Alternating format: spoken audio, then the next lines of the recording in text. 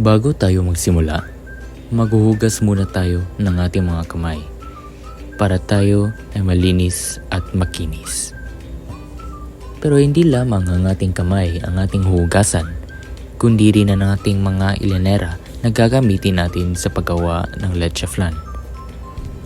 Una, ipaghihiwalay muna natin ang pula at ang puti ng itlog dahil magkakaiba ang kanilang proseso.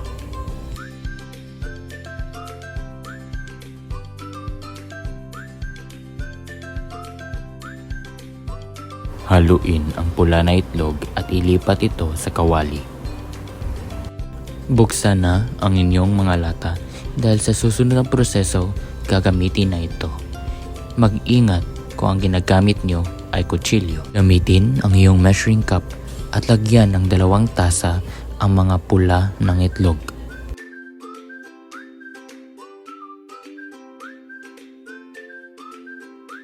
Pagkatapos ay lagyan din ng 2 tasa ng evaporated milk. At sa panghuli, lagyan ng 2 kutsara ng vanilla extract at halu-haluin ito kabit ng isang whisk o isang tinidor. Lagyan ng 1 at kalahating kutsara ng asukal ang bawat tilyanera.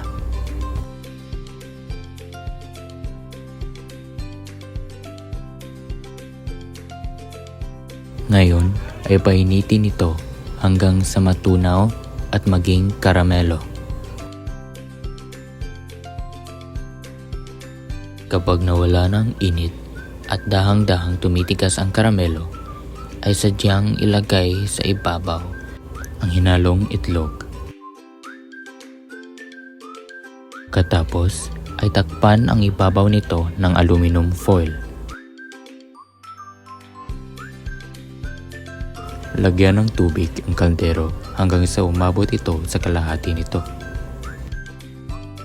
Pakuluin ito hanggang sa umabot ito sa tamang temperatura at i-steam ang inyong leche flan.